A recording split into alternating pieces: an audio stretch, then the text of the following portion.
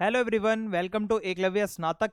और मैं हूं सचिन। आज आप सभी को मैं सेमेस्टर 5 से जो आपका सब्जेक्ट है हिस्ट्री ऑफ इंडिया 1700 टू 1857 इसके मोस्ट इम्पॉर्टेंट क्वेश्चन आंसर्स करवाने वाला हूं, जो एग्जाम में अक्सर रिपीट होते हैं, आपको देखने को मिल सकते हैं आपके एग्जाम में भी।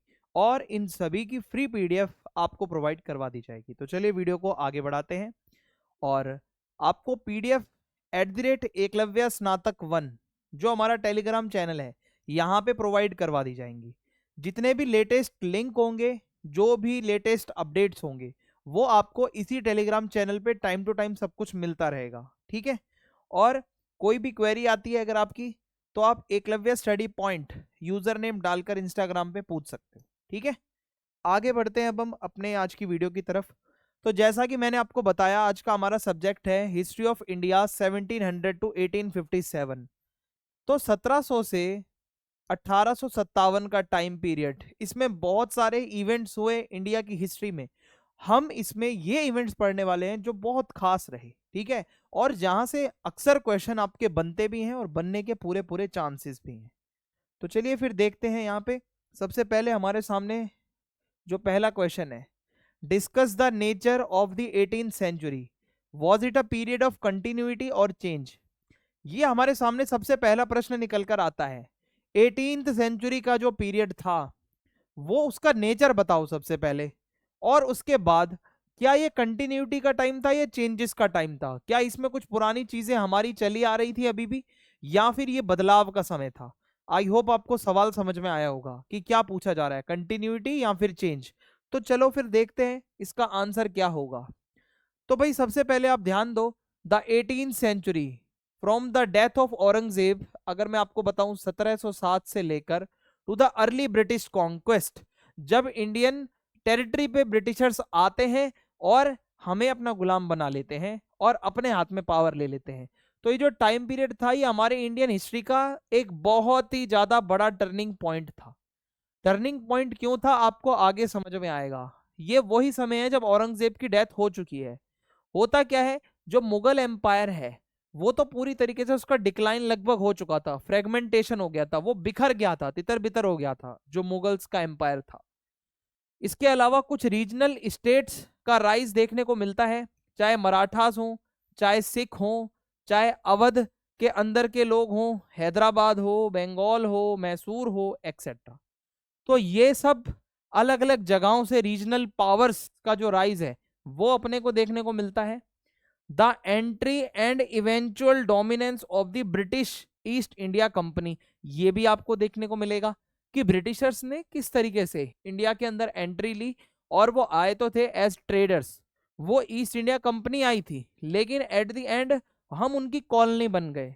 सो अब यहाँ पे जो हिस्टोरियंस हैं वो डिबेट करते हैं कि ये जो सेंचुरी थी, ठीक है, ये जो सेंचुरी थी 18th सेंचुरी, क्या ये एक डार्क एज है, या डिक्लाइन वगैरह की एज है, या फिर ट्रांजिशन, अडेप्शन और रीऑर्गेनाइजेशन का फेज है। दोनों चीजें क्लैश करेंगे यहाँ पे। आप पूरी तरीके से ये भी नहीं कह सकते कि डार्क एज है, आप पूरी तरीके से ये भी नहीं कह सकते कि सब कुछ एकदम अच्छा बदलाव आ गया था।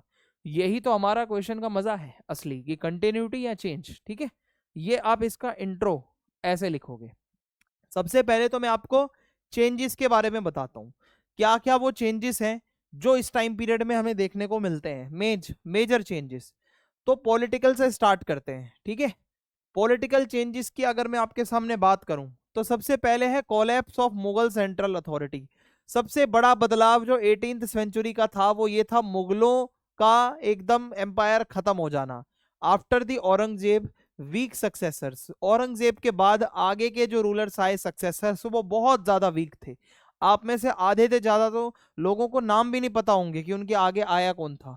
और कोई ऐसा रूल्स भी नहीं था सक्सेशन का, आगे कौन रूलर बनेगा।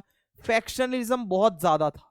मुगल एम्पायर जो एक टाइम पे बहुत कंसोलिडेटेड था, यूनाइटेड था, वो धीरे धीरे उसका फ्रेगमेंटेशन हो गया, धीरे धीरे उसमें फैक्शंस बन गए। कोर्ट इंट्रिग्स एंड प्रोविंशियल रिबेलियन हुआ क्या, अलग अलग प्रोविंसेस से भी रिबेलियन होने लगा, तो उससे भी मुगल्स जो थे वो वीक हो गए। और एट द एंड जो एम्पायर था इनका वो डिसइंटीग्रेट हो गया। हुआ क्या फिर, फॉरेन इन्वेजन्स भी बहुत ज्यादा हुए, Nadir Shah, Ahmad Shah Abdali, and the rise of regional governors like Awadh, Bengal, Hyderabad, इससे मुगल और वीक हो गए। जो बाहर से भी कुछ अटैक हुए, जो इन्वेडर आते थे, अहमद शाह अब्दाली हो गया, ठीक है, या फिर नादिर शाह हो गया, इन सब के आने से धीरे धीरे धीरे धीरे जो मुगल्स की जो अथॉरिटी थी, जो पावर थी, वो देखने को मिलता है कहीं ना कहीं थोड़ी सी कम हो गई थी। पहला चेंज हो गया। और क्या होता है, रीजनल पावर का राइज। अब इसको समझो क्या है। Successor and rebel states such as Marathas. अब देखो इंडिया बहुत बड़ा है अपना, ठीक है, तो मुगलों के अलग अलग जो है रीजन्स बटे हुए थे, तो अलग अलग जगहों से क्या हुआ, रिबेलियन देखने को मिल रहा था। मैं आपको बताऊं, मराठा हैं, ठीक है, चाहे सिख और जाट हैं, रोहिलास हैं, बुंदेल्स हैं, अवध हैं, बंगाल, हैदराबाद, मैसूर, त्रावणकोर, राजपूत स्टेट्स, ये जितने भी स्टेट्स हैं, ये एमर्ज हो रहे थे एज एन इंडिपेंडेंट स्टेट। ये किसी के अंडर में अब रहना नहीं चाहते थे। और यहां पर होता क्या था, इन सभी का अपना खुद का एक, आप कह सकते हो, जो एरिया था ना, वहां की पॉलिटिकल पावर पे इनका पूरा कंट्रोल था। चाहे वहां का रेवेन्यू हो, चाहे उनकी खुद की आर्मी रखना हो। सो हिस्टोरियंस कहते हैं कि भाई पावर का हो रहा था डिसेंट्रलाइजेशन। पहले होती थी सेंट्रलाइज्ड पावर, मुगल अथॉरिटी, पूरे इंडिया में बस मुगलों का सिक्का चलता था। लेकिन अब जब ये रीजनल पावर्स का राइज हो रहा है, छोटे छोटे स्टेट्स अपनी आर्मी मेंटेन कर रहे हैं, अपना सब कुछ रेवेन्यू से लेकर हर चीज खुद देख रहे हैं, ठीक है, एक नया पॉलिटिकल ऑर्डर क्रिएट हो रहा है, ठीक है, नॉट जस्ट अनार्की। तो आप कह सकते हो कि ये थोड़ा सा बदलाव है, ये थोड़ा सा चेंज है। और क्या होता है, emergence of British political power. So जो इंग्लिश ईस्ट इंडिया कंपनी है, transform from a trading body into a political power after mid 18th century. So British East India Company, जो कि एक ट्रेडिंग कंपनी थी, यहाँ पे आई थी व्यापार करने, धीरे धीरे धीरे धीरे वो यहाँ की एक पॉलिटिकल पावर बन गई। कार्नेटिक वॉर्स लड़े, बैटल ऑफ प्लासी लड़ी, बैटल ऑफ बक्सर लड़ी, और उसके बाद बंगाल की दीवानी हासिल करी, यानी कि वहां पर रेवेन्यू के राइट्स हासिल करे। फिर 1773 का रेगुलेटिंग एक्ट। ये जो सारी चीजें हो रही हैं, by the end of the century जो ईस्ट इंडिया कंपनी है, उन्होंने तो पूरा बंगाल के अंदर अपना एक कॉलोनियल स्टेट बना डाला। मतलब आए तो थे ट्रेड करने, लेकिन ट्रेड करते करते करते करते बहुत ही जल्द उन्होंने बंगाल को अपने कब्जे में ले लिया। और जब बंगाल को कब्जे में ले लिया, तो बाकी के जगहों पर भी फिर वो अपना एक्सपेंशन करने लगे। सो पॉलिटिकली तो 18th सेंचुरी क्लियरली दिखा रही है कि हाँ भाई, एक बहुत रेडिकल चेंज था, बहुत बड़ा चेंज देखने को मिल रहा था यहाँ पे, क्योंकि it was a time of British political powers emergence, ठीक है, in the form of east India company. अब मैं आपको इकोनॉमिक चेंजेस के बारे में बताऊंगा, क्या क्या इकोनॉमिक चेंजेस हो रहे थे इस टाइम पे। सबसे पहले तो मुगल्स के पास जो भी कुछ था उसमें बहुत बड़ी प्रॉब्लम आ रही है। होता क्या है, द जागीरदारी एंड मनसबदारी सिस्टम, जो दोनों ही मुगल्स के थे, ये बिल्कुल एकदम ब्रोक डाउन हो गए। और हुआ क्या, too many mansabdar too few jagirs. हुआ क्या, मनसबदार इतने हो रहे हैं, जागीर बची नहीं है। और high revenue demands Weeknd the peasantry. अब ये इतना हाई टैक्स लगाते थे कि जो किसान है बेचारे वो भी गरीब हो गए। और अब ऐसे में वो भी फिर रेजिस्टेंस ही तो करेंगे। और वो क्या करेंगे, जो पहले एक्स्ट्रा प्रोडक्शन होता था वो सब भी अब होना खत्म हो गया। So Mughal centre fail to tap regional surplus leading to financial crisis. जो वो सरप्लस होता था, जो एक्स्ट्रा प्रोडक्शन होता था, वो होना बंद हो गया। और अगर किसान दुखी होगा तो क्राइसिस तो होगा ही। अब यही है कि भाई जागीरदारी मनसबदारी सिस्टम भी ब्रोक डाउन हो गया, मनसबदार तो इतने हो गए, जागीर बची नहीं, पीजेंट्स को आपने कर्ज तले दबा रखा है। तो ये भी तो एक क्राइसिस ही है, और क्या होगा। ग्रोथ ऑफ रीजनल इकोनॉमीज, ठीक है, ग्रोथ ऑफ रीजनल इकोनॉमीज। तो कुछ जगहें हैं जैसे बंगाल, गुजरात, डेक्कन, पंजाब, मैसूर, त्रावणकोर, अवध, मराठा टेरिटरीज, ये कुछ ऐसे अपने छोटे छोटे लेवल पे स्टेट्स थे जो खुद अपनी लोकल इकोनॉमीज डेवलप कर रहे थे, ये किसी पे डिपेंड नहीं थे। और कैश क्रॉप्स के अंदर बहुत बड़ा इंक्रीज देखने को मिलता है, टेक्सटाइल प्रोडक्शन में इंक्रीज देखने को मिलता है। इनलैंड ट्रेड, इनलैंड ट्रेड का मतलब होता है अपने देश के अंदर ही अंदर का जो ट्रेड होता है, वो भी बढ़ रहा था। बैंकिंग और फाइनेंस बढ़ रहा था। सो आप कह सकते हो कि ये emergence of portfolio capitalist, merchants, bankers, financiers who funded rulers and shaped politics. ये वो एक टाइम पीरियड है जहां एमर्ज हो रहे थे नए नए ट्रेडर और मर्चेंट्स, जो पैसा कमा रहे थे और फंडिंग दे रहे थे सीधा रूलर्स को, और वहां से फिर पॉलिटिक्स को कंट्रोल कर रहे थे, ठीक है। Shift under early colonial rule.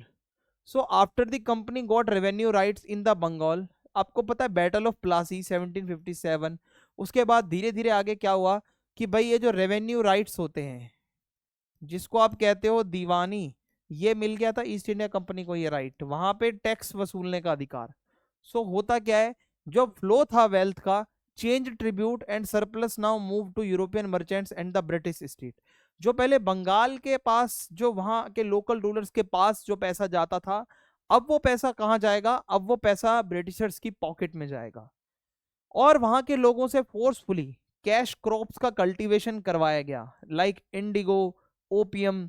सो इससे क्या हुआ, फूड प्रोडक्शन को बहुत नुकसान पहुंचा। बंगाल के अंदर एक अकाल देखने को मिलता है, famine of 1770 and north India famine of 1783। ये दिखाता है ये जो नई पॉलिसीज आ रही थी, इनसे नुकसान ज्यादा था, फायदा था सिर्फ अंग्रेजों का, नुकसान था पूरे भारत का और वहां के गरीब किसानों का, जो वहां पे अपनी लगन मेहनत से काम कर रहे थे, उनको पैसा भी नहीं मिल रहा था, फोर्सफुली उनसे काम करवाया जा रहा था। तो ये सारे तो चेंजेस थे। अब इस क्वेश्चन का सेकंड हाफ शुरू होगा, एरियाज ऑफ कंटिन्यूटी।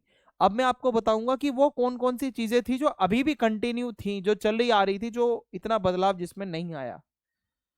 तो सबसे पहले है सोशल स्ट्रक्चर।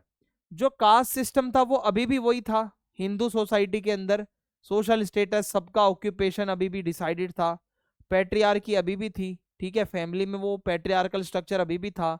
कुछ प्रैक्टिसेस हैं लाइक पर्दा प्रैक्टिसेस, कि हाँ वो लेडीज अपना मुंह ढककर चलेंगी, चाइल्ड मैरिज, डोवरी यानी कि दहेज लेना, सती एंड विडो हार्डशिप्स, ये अभी भी चल रही थी। मतलब हाँ, लड़कों का अभी भी दबदबा था, जो विडोज होती हैं अभी भी वो शादी नहीं कर पा रही थी। सती का सिस्टम चल रहा था अभी भी, कि जिसके हस्बैंड की डेथ हो गई है तो उसकी फनरल पेयर पे उसको भी जो है जला दिया जाता था। चाइल्ड मैरिज यहाँ पे अभी भी जो है प्रेवलेंट थी। सो मुस्लिम्स में भी था, जो डिवीजन चला आ रहा था रेस का, जो रेसिज्म जो है वो मुस्लिम्स में भी था, और जो शिया सुन्नी आपस में लड़ते रहते थे वो अभी भी चल रहा था। Education skill focused on traditional disciplines like Sanskrit, Persian literature, theology, law and philosophy with little emphasis on modern science and technology। अभी भी एजुकेशन इंडिया की उतनी आगे नहीं बदली थी, मॉडर्न साइंस मॉडर्न टेक्नोलॉजी की तरफ हम नहीं गए थे, अभी भी हम संस्कृत, थियोलॉजी, फिलोसफी, लॉज ये ज्यादा पढ़ रहे थे, ठीक है। तो ये एक तो बदलाव था, सॉरी मतलब वो कंटिन्यूटी अभी भी चली आ रही है। कल्चरल लाइफ, दो earlier historians called it a period of cultural decline. कुछ लोग कहते हैं कि यहाँ पे हमारा कल्चर डिक्लाइन हो रहा है, लेकिन न्यूअर जो नई रिसर्च आती है वो दिखाता है कि लाइवली रीजनल कल्चर्स, जैसे कि मैं आपको बताऊं, patronage of arts and literature in Lucknow, Hyderabad, Banaras, Tanjore, Lahore etcetera. तो अभी भी ये जो जगहों मैंने आपको बताई, जगहों के नाम लखनऊ, हैदराबाद, बनारस, तंजौर और लाहौर, अभी भी यहाँ पे आर्ट एंड लिटरेचर को पूरा प्रोटेक्शन मिल रहा था। Flourishing of Carnatic music in Thanjavur, Thanjavur में अभी भी वो कर्नाटिक जो म्यूजिक है वो चला आ रहा था। कुछ कवि हुए हैं जैसे मीर ताकी मीर, और कुछ थिंकर हुए हैं शाह वाली उल्लाह इन दिल्ली, ठीक है, वो भी अपना अभी भी चले आ रहे थे उनके नाम। New schools of painting like Kangra and rich temple shrine and court art, ये भी अभी कंटिन्यू था।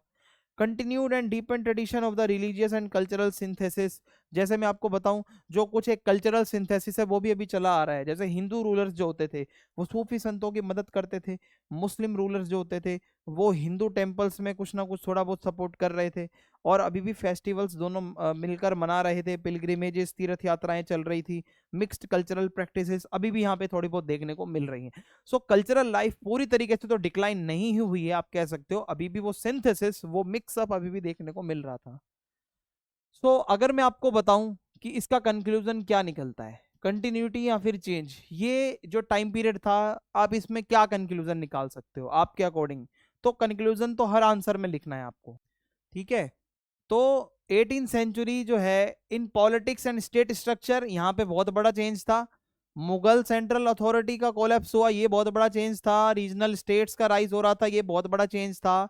Britishers as emerging as colonial power, ये बहुत बड़ा चेंज था। इकोनॉमी की बात करूं, change with an important break around mid century, economy में भी बदलाव आ रहा था। एंड अगर मैं आपको बताऊं कि from Mughal imperial economy vibrant regional economies too early colonial exploitation, ये देखने को मिलता है। पहले क्या होता था, मुगल्स की इकोनॉमी होती थी, फिर धीरे धीरे रीजनल जो छोटे छोटे स्टेट्स बने उनकी अपनी अलग इकोनॉमीज थी, फिर धीरे धीरे ईस्ट इंडिया कंपनी ने इकोनॉमी में इंटरफेयर किया। सोसाइटी कल्चर की बात करूं तो अभी भी वो कास्ट सिस्टम और वो सब चीजें चली आ रही थी, कास्ट पैट्रियार्की रिलीजन का जो भी था, ठीक है। कल्चरल लाइफ अभी भी रिच थी, लेकिन आप कह सकते हो कि जो पहले एक इंपीरियल जो एक उसका होता था, अब वो शिफ्ट होकर रीजनल सेंटर्स में ज्यादा था कल्चर का। पहले तो एक कल्चर पूरे इंडिया में चलता था, अब रीजनल थोड़ा सा ज्यादा हो गया था कल्चर, ठीक है। तो ये इसका कंक्लूजन आप बना सकते हो आराम से, कंटिन्यूटी है या चेंज है आप बता दोगे। अब हमारा जो अगला क्वेश्चन है वो है, what were the reasons for the success of the East India company in the territorial conquest. 1757 से लेके 1857 का ये टाइम दे दिया है आपको। आपको बताना है कि ईस्ट इंडिया कंपनी को आखिर सक्सेस मिली तो मिली कैसे, ये आपका आज का प्रश्न है, ठीक है। और टेरिटोरियल कॉन्क्वेस्ट, कैसे कैसे टेरिटरी उसने अपने कब्जे में ली, वो आपको बताना है एक्सप्लेन करके। सो देखिए, from the mid 18th to mid 19th century the East India Company transform from a trading corporation. मैंने आपको बताया था ईस्ट इंडिया कंपनी जब इंडिया में आई थी तो वो क्या थी, एक ट्रेडिंग कॉरपोरेशन थी, लेकिन धीरे धीरे वो एक डोमिनेंट पॉलिटिकल पावर बन गई। और इसकी सक्सेस ऐसी नहीं है एक्सीडेंटल है, तुक्के में ये सक्सेस इनको मिल गई, पर इनका क्या है, इन्होंने सबसे पहले देखा इंडियन लोगों की वीकनेस क्या है, यूरोपियन लोगों का एडवांटेज क्या है, और कंपनी की कुछ अपनी भी स्ट्रेटेजिक इकोनॉमिक और मिलिट्री अडेप्टेशंस थी। भाई उनके पास भी इतना दिमाग था, तो कुछ तो हमारी कमियां रही हैं, और कह सकते हो कुछ उनका दिमाग, इसी वजह से ही इन्होंने हमें हराया, इसी वजह से इनको सक्सेस मिलती रही आगे। तो सबसे पहले देखो आप, decline of the Mughal empire and political fragmentation. होता क्या है, जो कंपनी जिस टाइम पे ईस्ट इंडिया कंपनी आ रही थी यहाँ पे, तो हुआ क्या था, when central authority had collapse. जो इंडिया के अंदर एक सेंट्रल अथॉरिटी थी, पूरा इंडिया मुगल्स के उस पर चलता था, वो धीरे धीरे वीक हो गया था जब ईस्ट इंडिया कंपनी आ रही थी। तो एक पॉलिटिकल वैक्यूम था यहाँ पे। जो मुगल एम्परर्स थे औरंगजेब के बाद बहुत वीक थे, बहुत इनकॉम्पिटेंट थे, एंड लगभग आप मान सकते हो कि टुकड़ों में बटा हुआ था, उनका ग्रुपिंग हो रखी थी बहुत ज्यादा। तो अगर कोई भी बड़ा एम्पायर बिखर जाता है टुकड़ों में, तो बाहर वाला उसका फायदा उठा सकता है बहुत इजीली, ठीक है। और अगर मैं आपको बताऊं, ठीक है, और क्या हो रहा था, लगातार लड़ाइयां चल रही थी, कौन गद्दी पे बैठेगा। ये मुगल्स के जो आगे के सक्सेसर थे आपस में ही लड़ते रहते थे, एक दूसरे को मारते रहते थे। कोर्ट कॉन्स्पिरेंसीज एंड फैक्शियस नोबल्स, जो यहाँ पे इनके अधिकारी होते थे ना, वो भी ग्रुपिंग करते रहते थे। तो जब अधिकारी ही जो मतलब आप नोबल्स जो आपके होते हैं ऑफिसर्स, वही अगर ग्रुपिंग करेंगे तो क्या होगा, एम्पायर तो वीक होगा। इसके अलावा कुछ प्रोविंशियल गवर्नर्स थे अवध के अंदर, बंगाल के अंदर, हैदराबाद के अंदर, ये अटोनमस हो गए, ये किसी की सुने ना, ये सिर्फ अपने अपना करें। और ये मुगल के कुछ भी रूल्स रेगुलेशंस डायरेक्टिव्स को मान नहीं रहे थे। मराठा लोग जो थे, जाट थे, सिख थे, रोहिलास थे, बुंदेल थे, ये भी क्या कर रहे थे, अपने अपने जगह पे रिबेलियन कर रहे थे, मुगल्स के अगेंस्ट थे ये सारे। तो इससे भी क्या होगा, हमारा ही जो एक सेंट्रल जो एक चला आ रहा था वो खत्म हो गया था, यूनिटी थी जो पॉलिटिकल। ये जो डिसइंटीग्रेशन हो रहा था, इसका मतलब सीधा सा यही था कि ईस्ट इंडिया कंपनी को कोई अब रोकने वाला नहीं है। अगर ये सारे लोग एक होते तो शायद मुझे नहीं लगता कि ईस्ट इंडिया कंपनी यहाँ पे कुछ कर भी पाती। लेकिन ये सारे लोग आपस में लड़ रहे थे, अगर आपस में लड़ रहे थे तो ईस्ट इंडिया कंपनी के लिए ये बहुत गोल्डन अपॉर्चुनिटी है कि भाई यही सही टाइम है, भारत के जो वीकनेस है अभी इंडिया की उसको यूज करो। और military weakness of Indian states, होता क्या था, the company faced Indian armies that were poorly organised and technologically outdated. तो हमारे यहाँ की जो इंडियन आर्मीज उस टाइम पे चलती थी, वो बहुत बेकार तरीके से ऑर्गेनाइज थी। आप मान के चलो कोई टेक्नोलॉजी नहीं है, कुछ नहीं है ना, उन पे कोई फंडिंग हो रही है, पैसा आ रहा है, उनके पास कुछ भी नहीं है। जो मुगल मनसबदारी सिस्टम था वो ऑलरेडी ब्रोक डाउन हो चुका था। Indian army used obsolete weapons, पुराने हथियारों का यूज हो रहा है, मॉडर्न ट्रेनिंग है ही नहीं उनके पास, सिर्फ और सिर्फ कैवलरी के ऊपर डिपेंड है। मतलब उनको ना तो नए जो मतलब हथियार मिल रहे हैं, ना उनको नई ट्रेनिंग मिल रही है, कोई कोऑर्डिनेशन नहीं है इंडियन स्टेट्स का आपस में। इंडिया इतना बड़ा है, ठीक है, आपस में ये जितने भी स्टेट्स हैं इनका कोई कोऑर्डिनेशन ही नहीं था भाई आपस में, मान के चलो आप। एंड वो आपस में लड़ते रहते थे, ठीक है, instead of uniting against the British, वो आपस में लड़ना ज्यादा प्रेफर करते थे। Guerrilla warfare mastered by Marathas और Sikhs could not counter European infantry and artillery formations. जो मराठाओं ने गुरिल्ला वॉरफेयर सीखा हुआ था, सिख लोगों ने भी, वो शायद यूरोपियंस का सामना नहीं कर पा रहे थे। सो ऐसे में भाई जो ईस्ट इंडिया कंपनी ने बहुत डिसिप्लिन तरीके से बहुत अच्छे मॉडर्न ट्रेंड आर्मीज को लाकर हमारी वीकनेस को पकड़कर फिर हम पे हमले किए हैं। ऐसे ही नहीं भाई वो सक्सेस उनको मिली थी, ठीक है। Superior military organisation and technology of the company. होता क्या है, East India Company had military advantages, बहुत अच्छी मिलिट्री थी इनके पास, फायर आर्म्स बहुत अच्छे थे, आर्टिलरी बहुत अच्छी थी, डिसिप्लिन इन्फेंट्री भी थी, और इनको फोर्टिफिकेशन टेक्निक्स बहुत अच्छे से आती थी। और इसके अलावा इनके पास परमानेंट और प्रोफेशनल रेजिमेंट्स होती थी जिनको रेगुलरली जो है पे किया जाता था। ऐसा नहीं है कि किसी किसान को लड़ाने ले गए फिर वो जब फ्री टाइम में फिर खेती कर रहा है, नो, परमानेंट होगा जो भी होगा। और इनका लॉजिस्टिकल सिस्टम बहुत अच्छा था। And use of Indian sepoys trained in European methods, ये इंडियन सिपाहियों को ही यूरोपियन मेथड से ट्रेन करके यूज करते थे। इनका दिमाग आप देखो। और lessons from the Carnatic wars, इन्होंने इससे कुछ सीखा against the French, gave the company expertise in Indian conditions. तो जब ये कार्नाटिक वॉर लड़ रहे थे फ्रेंच के अगेंस्ट, तो इनको इंडिया की कंडीशंस का पता चल गया था भाई कि यहाँ की कंडीशन कैसी है, यहाँ पे कैसे लड़ना है। सो ब्रिटिशर्स की जो मिलिट्री स्ट्रेटेजी है वो हमारे यहाँ से तो भाई कोई मैच ही नहीं है यार, वो तो बहुत आगे थे जब यहाँ पे आए थे। और economic strength and resource extraction, हुआ क्या, जब बंगाल के रेवेन्यूज के ऊपर इनका कंट्रोल हुआ 1765 तक, सो कंपनी ने फाइनेंशियल पावर तो पूरी अपने हाथ में ले ली थी। Bengal became the economic base for funding wars across India, Bengal एक बेस बन गया, बंगाल से ही सारा पैसा आता था पूरे इंडिया में जहां भी अंग्रेज वॉर लड़ने जाते थे। रेवेन्यू आता था हमारे ही किसानों से, ठीक है, उसी से कंपनी की आर्मी को पैसे दिए जाते थे। इसके अलावा the company reinvested Indian wealth to purchase Indian goods for export, giving it massive profit without spending European bullion. हमारे ही यहाँ का पैसा, हमारा ही सामान खरीद के यूरोप में एक्सपोर्ट कर देते थे, वो अपना कुछ नहीं खर्च करते थे, ठीक है, हमारे यहीं का यहीं खर्च कर रहे थे वो हमारा पैसा। इकोनॉमिक एक्सप्लोइटेशन तो बहुत ज्यादा था, मतलब इन्होंने हमें बहुत अच्छे से तंग किया है इकोनॉमिकली भी। Diplomatic skill and use of alliances, होता क्या था, जो ब्रिटिश जो थे ना वो क्या करते थे, मैनिपुलेशन करने में बहुत माहिर थे। The company exploited internal rivalries among Indian rulers. होता क्या था ना, हम घर के घर में बहुत लड़ते रहते हैं, और जब घर के अंदर दो लोग लड़ते हैं तो फायदा पड़ोसी उठाता है। तो कुछ ऐसा ही यहाँ पे भी हुआ। बंगाल के अंदर उन्होंने क्या करा था, एक सिराजुद्दौला नाम से राजा है ना, उसका ही एक कोर्ट है, दरबार लगता था, उसी के दो तीन खास बंदों को अलग निकाल कर और उससे भड़काकर ब्रेन वॉश करके सारे अंदर के राज निकलवा लिए और फिर उस पर अटैक करवा दिया। समझ आ रहा है, बैटल ऑफ प्लासी ऐसे ही तो हुई थी। Through the subsidiary alliance system Indian rulers became dependent on company troops and paid for their upkeep. Subsidiary alliance पे साइन करवा दिया, जो इस एग्रीमेंट पे साइन करेगा उनके पूरे एम्पायर में सिर्फ जो है ब्रिटिशर्स के ट्रूप्स रहेंगे, उनका पैसा सारा आप दोगे, आप किसी और के साथ कोई ट्रीटी नहीं कर पाओगे, आप कहीं जा नहीं पाओगे, आ नहीं पाओगे। तो ये सब करके इन्होंने हाथ बांधे। इसके अलावा कुछ ट्रीटीज हैं जैसे the treaty of Salbai, treaty of Bassein 1802 and others के ब्रिटिश स्ट्रेटेजिक एडवांटेजेस। ऐसी इन्होंने कई मैनिपुलेटिव ट्रीटीज करी हैं इंडियंस के साथ, इंडियन रूलर्स के साथ, जो कि आगे चल के इनका ही बेनिफिट हुआ। और जो इंडियन एलीट होते थे, पैसे वाले लोग, frequently collaborated with the company for personal gain. कुछ हमारे यहाँ पे ऐसे लोग होते हैं जो खुद तो पैसे वाले थे, वो और पैसे वाला बनना चाहते थे, और वो कोलैबोरेट करते रहते थे ईस्ट इंडिया कंपनी के साथ अपना पर्सनल फायदा उठाने के लिए। तो भाई उनको मैनिपुलेट करना आता था, डिप्लोमेसी की स्किल्स थी। हमारे यहाँ के लोग थे पागल, उनको भाई सीधा सा एक ही सिस्टम था, अपना पैसा बस कमाना है, और ईस्ट इंडिया कंपनी को सारे भेद बता देते थे जाके। तो यही तो हमारी कमियां थी जिसकी वजह से इतने साल तक गुलाम बने रहे।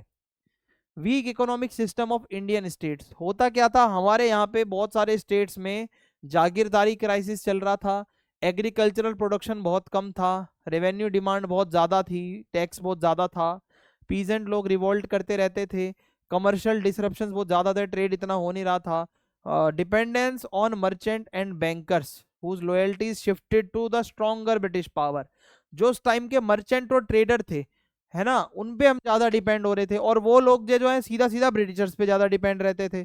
तो कहीं ना कहीं फायदा ब्रिटिशर्स का ही हो रहा है। और इसके अलावा इनकम का कोई सोर्स था नहीं, मिलिट्री का एक्सपेंडिचर हम कर रहे हैं हैवी। तो हुआ क्या कि ईस्ट इंडिया कंपनी ने यही चीजें तो नोटिस करी थी आके कि कहाँ कहाँ पर हम इनको पकड़ सकते हैं, दबोच सकते हैं, बस उनको हमारी कमियां दिख गई, पता चल गई। Companies transformation and British government support. So the company evolve into a political institution with growing state banking. होता क्या है, ईस्ट इंडिया कंपनी जो आई तो थी एक ट्रेडिंग कंपनी के तौर पर, लेकिन वो यहाँ के एक पॉलिटिकल पावर कैसे बनी। The regulating act 1773 and later reforms increased British parliaments control. ये जो एक्ट आए इसके बाद हमारे यहाँ पे ब्रिटिशर्स का कंट्रोल ज्यादा हो गया, और सुप्रीम कोर्ट बनाई गई, यहाँ पे गवर्नर जनरलशिप, एडमिनिस्ट्रेटिव सिस्टम बनाए गए। तो कहीं ना कहीं ये सब पॉलिटिकल चीजें होने लग रही थी जो पहले नहीं थी। ठीक है, तो इससे भी क्या हुआ, ईस्ट इंडिया कंपनी एक पॉलिटिकल इंस्टीट्यूशन में बदल रही थी। प्रोफेशनल ब्यूरोक्रेट्स आ गए यहाँ पे, इंग्लैंड में एग्जाम दे के आते थे, यहाँ पे काम करते थे। यूनिफॉर्म लॉज आ गए, इंस्टीट्यूशनलाइजेशन हो गया। तो इससे क्या हुआ, ईस्ट इंडिया कंपनी थोड़ा सा यहाँ का इंडियन सिस्टम को रिप्लेस करके अपना एडमिनिस्ट्रेटिव सिस्टम ले आई। तो ये भी एक आप बता सकते हो इसमें। ठीक है, failure of the Indian unity against the British. कोई भी हमारे यहाँ का ऐसा नहीं था जो यूनिटी के साथ काम कर रहा हो। No Indian power recognise the company as a long term threat until it was too late. कोई बड़ा खतरा समझता ही नहीं था अंग्रेजों को, सबको लगता था अरे यार ट्रेडर ही तो है, क्या करेंगे, ज्यादा से ज्यादा चले जाएंगे, कभी सीरियस ही नहीं लिया। और जब ये बहुत लेट हो गया तब सीरियस ले रहे हैं, तब तो भाई वो क्या करेंगे, वो मौज करेंगे वो तो फिर। सो मराठा, मैसूर, हैदराबाद, सिख, नवाब ये आपस में लड़ते रहते थे। ठीक है, each sought British support against rival state. हर कोई ब्रिटिशर्स की सपोर्ट लेके और दूसरे से लड़ने जा रहा था। आपको ये नहीं पता कि आप उसकी मदद कर रहे हो इसमें इनडायरेक्टली, अंग्रेजों की अपनी वीकनेस दिखा के। और जो बड़ी बड़ी वॉर हुई, Anglo Maratha war, no pan Indian coalition emerge. Anglo Maratha war चल रही है लेकिन इंडिया का कोई कोalition ही नहीं बन रहा, वो अकेले लड़ रहे हैं मराठा। तो ऐसे थोड़ी होता है यार, यूनिटी नहीं होगी तो सामने वाला तो आप पे अटैक करेगा ही ना। यही रीजन था। सो कंक्लूजन ये निकलता है, जो ईस्ट इंडिया कंपनी है succeeded in its territorial conquest. बिल्कुल सच बात है, क्योंकि इंडिया पॉलिटिकली फ्रेगमेंटेड था, मुगल पावर कोलैप्स हो चुकी थी, इंडियन आर्मी बहुत आउटडेटेड थी, डिवाइडेड थी, कंपनी के पास सुपीरियर मिलिट्री टेक्नोलॉजी थी, डिसिप्लिन भी था, और बंगाल से उनको पैसा मिल जाता था जिससे आगे वो बढ़ रहे थे। डिप्लोमेटिकली वो मैनिपुलेट कर देते थे, अलायंस बना देते थे, मॉडर्न एडमिनिस्ट्रेटिव सिस्टम उन्होंने बना दिए थे, इंडियन रूलर्स की कोई यूनिटी नहीं थी।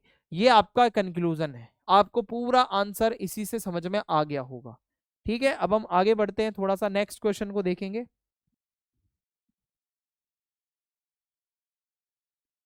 How did colonial ideological currents impact administration in the first 100 years of British rule? Colonial ideological currents, तो यहाँ पे तीन आइडियोलॉजी देखने को मिलेंगे आपको, ओरिएंटलिज्म, इवेंजेलिकलिज्म एंड यूटिलिटेरियनिज्म। ठीक है, इवेंजेलिकलिज्म। तो मैं आपको 1 2 3 ये तीन आइडियोलॉजीज को स्टेप बाय स्टेप समझा दूंगा कि आखिर यहाँ पे जब ब्रिटिशर्स का रूल था तो इन तीनों आइडियोलॉजीज का मतलब क्या होता था। तो देखो भाई, ओरिएंटलिज्म और ये दूसरा आपका इवेंजेलिकलिज्म, यूटिलिटेरियनिज्म। तो जब पहली सेंचुरी थी ब्रिटिशर्स के रूल की, from the battle of Plassey to revolt of 1857, है ना, इसी को तो आप कहोगे 100 साल हो रहे थे इनके रूल को। तो पहली सेंचुरी में ब्रिटिशर्स का जो एडमिनिस्ट्रेशन था इंडिया में, उसमें तीन बेसिक जो मेन आइडियोलॉजीज थी वो चलती थी। ये मैंने आपको नाम बता दिए हैं, और इसी आइडियोलॉजी के हिसाब से एजुकेशन, लॉ, सारी पॉलिसीज वगैरह बनते थे। ठीक है, यहां तक आपको समझ में आ रहा है। अब आगे बढ़ते हैं। सबसे पहले हम पढ़ेंगे ओरिएंटलिज्म, लेट 18th सेंचुरी से लेकर अर्ली 19th सेंचुरी। होता क्या था, respect for Indian traditions, languages and institutions. होता क्या है कि जब बंगाल के ऊपर कब्जा किया इन्होंने, तो ब्रिटिशर्स जो होते थे, अधिकारी होते थे, वो यहाँ के मतलब जो सोसाइटी से बिल्कुल भी फेमिलियर नहीं थे, कल्चर यहाँ का अलग था। तो कुछ यहाँ के एडमिनिस्ट्रेटर थे इनके अंग्रेजों के, जैसे वॉरेन हेस्टिंग्स, उनका मानना था कि ब्रिटिश जो लोग हैं वो इंडियन लॉज के अकॉर्डिंग और इंस्टीट्यूशंस के अकॉर्डिंग ये जो है रूल करें, उनको रिप्लेस ना करें। यानी कि हमारे ट्रेडिशंस को रिस्पेक्ट करना ओरिएंटलिज्म का कोर है। जो ओरिएंटलिस्ट होते हैं वो आर्ग्यू करते हैं दैट इंडियन सिविलाइजेशन, जो यहाँ के ग्रंथ हैं, टेक्स्ट है, जो यहाँ के कानून है, जो यहाँ का कल्चरल ट्रेडिशन है, वो बहुत पुराना है, एंशियंट है, बहुत सोफिस्टिकेटेड है, and should form the basis of administration. इसी से ही हमारा आगे के एडमिनिस्ट्रेशन हमें चलाना चाहिए, यहाँ के लोगों का वो कल्चर भी है। तो ऐसा निकल कर आता है। अब इससे क्या होगा कि हमारा जो लीगल और कल्चरल ट्रेडिशन है इंडिया का वो प्रिजर्व होगा। वॉरेन हेस्टिंग्स ने क्या करा कि भाई कोर्ट्स स्टेब्लिश करे जहां पर हिंदू लॉ चलते थे हिंदुओं के लिए, और मुस्लिम्स के लिए इस्लामिक लॉ चलते थे। समझ रहे हो, हमारे यहीं के कल्चर को समझ के उन्होंने कानून बनाए और ट्रांसलेशन का काम करवाया, धर्मशास्त्र का, हदीत का, आईने अकबरी का। इससे इंडियन सोसाइटी को यहाँ के अंग्रेज और समझ पाए आके। फिर क्या हुआ, creation of scholarly institutions.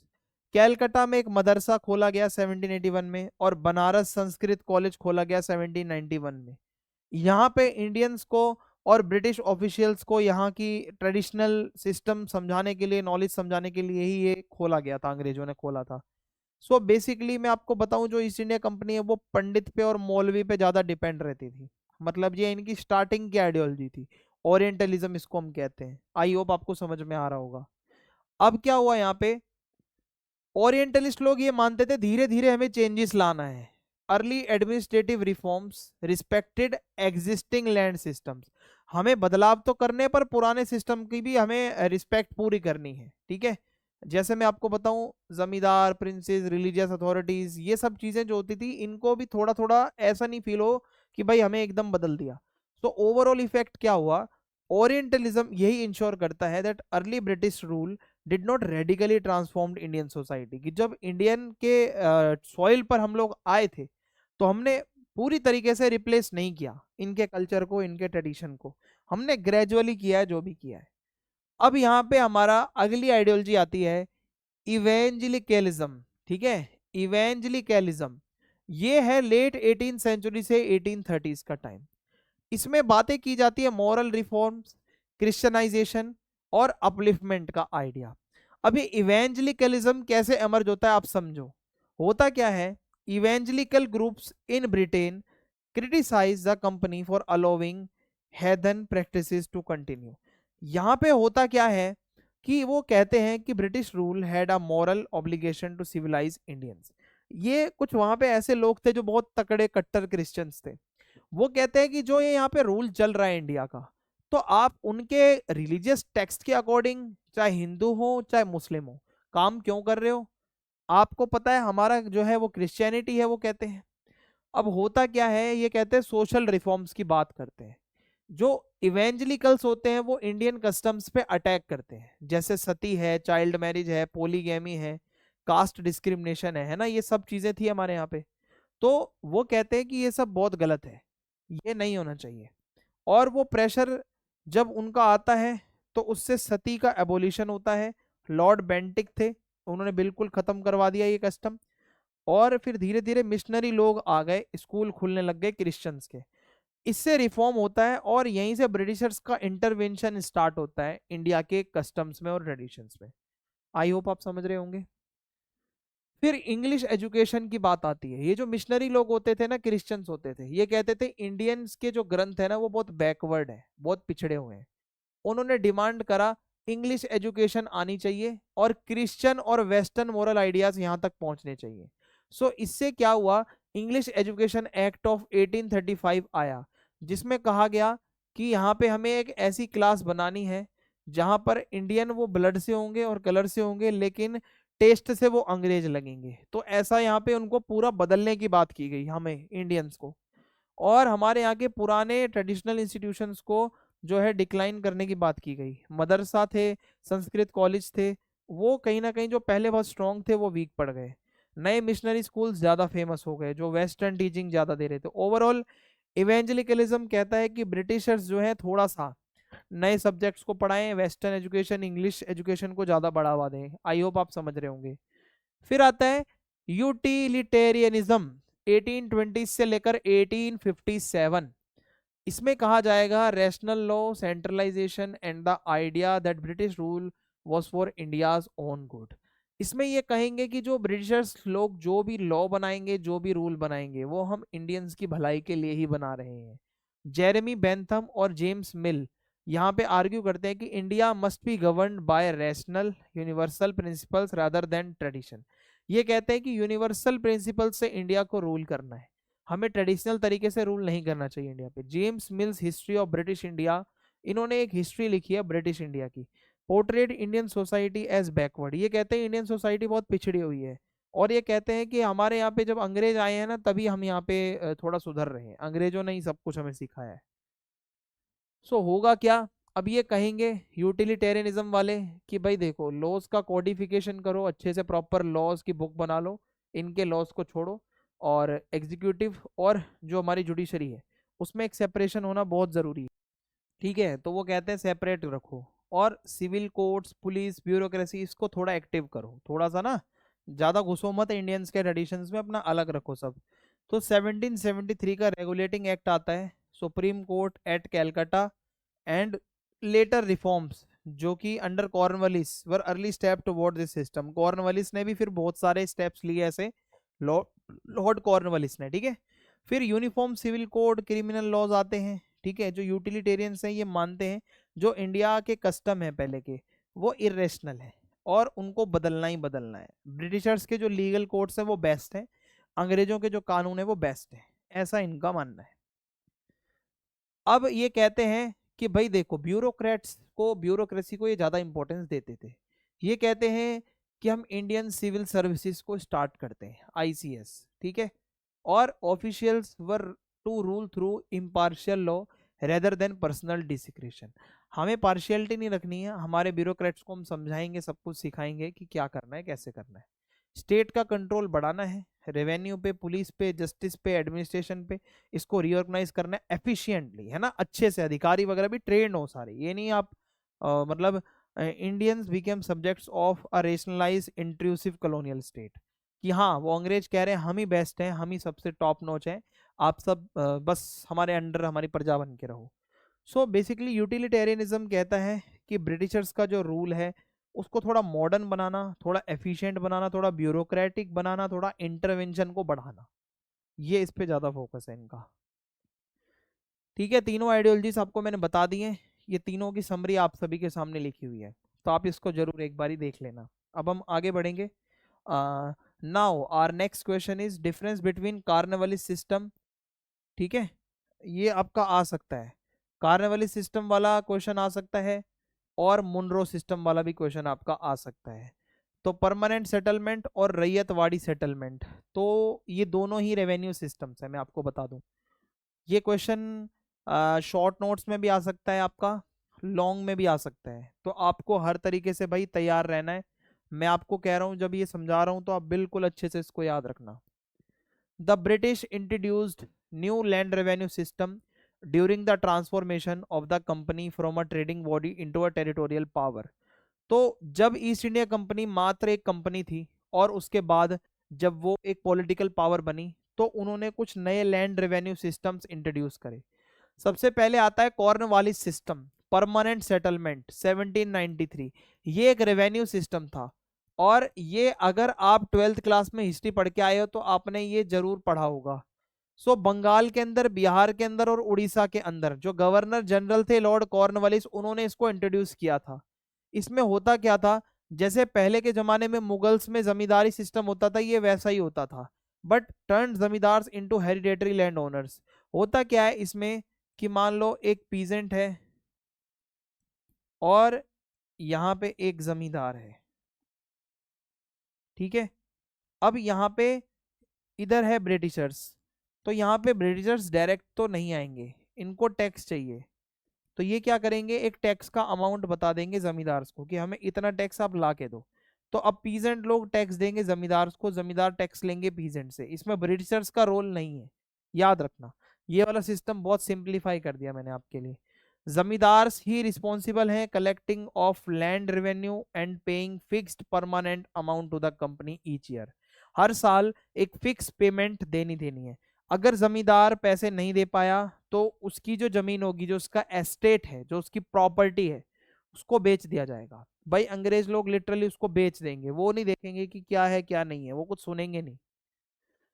So Britishers का मानना था एक loyal class of landlords would stabilise governance. इनको चाहिए था हाँ कि हमें एक लॉयल सिस्टम बनाना है, जमींदार होंगे हमारे, और होगा क्या कि बेसिकली जो वहां के जो एलीट लोग थे उन्हीं पे ज्यादा कंपनी पहले शुरुआत में रिलाय कर रही थी। Similar to how the company initially used Mughal practices, जैसे कि मैंने आपको बताया ना, वो चला आ रहा था जमींदार वाला सिस्टम, वही इन्होंने आगे सोचा करते हैं। और अगर मैं आपको बताऊं, ये परमानेंट सेटलमेंट इसको क्यों नाम दिया गया, क्योंकि कंपनी को एक परमानेंट रेवेन्यू का एक वो चाहिए था, हाँ भाई जरिया, कि हमें इतना परमानेंट तो पैसा आना ही आना चाहिए, स्टेबिलिटी तभी आएगी इनकम में। तो हुआ क्या, जो पीजेंट है, किसान होते थे, उनका डायरेक्ट तो कोई रिलेशनशिप नहीं होता था गवर्नमेंट या फिर ब्रिटिशर्स के साथ में, और उनको जमींदार लोग अच्छे से एक्सप्लॉइट करते थे। रेवेन्यू की डिमांड बहुत हाई होती थी भाई, पैसा बहुत ज्यादा लिया जाता था, इससे गांव के अंदर बहुत ज्यादा डिस्ट्रेस रहता था, लोग बहुत तकलीफ में रहते थे। एंड डेजर्शन ऑफ लैंड्स, जो जमीनें होती थी वो भी फिर ऐसा ही हो रहा था, कोई ग्रोथ ही नहीं होगी, प्रोडक्शन नहीं होगा अगर किसान दुखी रहेंगे। हुआ क्या, created a powerful zamindari elite aligned with British interest. तो जो जमींदार लोग थे वो एलीट बन गए, पैसे वाले बन गए, ब्रिटिशर्स से मिलके अपने ही किसानों का वो एक्सप्लॉइटेशन करते थे। अब मुनरो सिस्टम आता है, रैयतवाड़ी सिस्टम। इसमें क्या होता है, ये थॉमस मुनरो थे, इन्होंने ये अलग सिस्टम बनाया था, ये मद्रास में था और बाद में बॉम्बे में। अब यहाँ पे क्या होता है मैं आपको बताता हूँ, ठीक है। यहाँ पे डायरेक्ट सिस्टम है। अभी एक तरफ पीजेंट है और एक तरफ आपके ब्रिटिशर्स हैं। अब ये सीधा आमने सामने की बात है, ठीक है। ये टैक्स देगा, ये टैक्स लेगा, सिंपल सी बात। कोई जमींदार नहीं है। जो पीजेंट है, जिनको रैयत भी कहा जाता है, वो डायरेक्ट होल्डर है अब लैंड के, खुद की जमीन है, खुद टैक्स देंगे जितना उनको देना है। जो ब्रिटिश गवर्नमेंट है वो रेवेन्यू डायरेक्टली लेगी किसान से हर साल, और जो लैंड रेवेन्यू है वॉज अ रिसेस्ड पीरियोडिकली, उसको बदला जाएगा पीरियोडिकली, नॉट परमानेंटली। मतलब हाँ थोड़े बहुत चेंजेस अप्स डाउन होंगे, पहले की तरह नहीं है कि परमानेंट रहेगा, एक ही अमाउंट रहेगा। इसमें क्या है, developed because southern India had fewer large zamindaris and stronger village level systems, ठीक है। ये साउथ इंडिया में ज्यादा ऐसा था नहीं। और क्या होता है कि the system aligned with the growing administrative centralisation. अब हमें क्या चाहिए, हम ज्यादा रिलाई नहीं करना चाहते हैं जमींदार पे, सेंट्रलाइजेशन हमें बढ़ाना है। सो ब्रिटिशर्स चाहते थे हम कोई इंटरमीडिएट बंदा ना रखकर डायरेक्ट अपना पैसा खुद लें।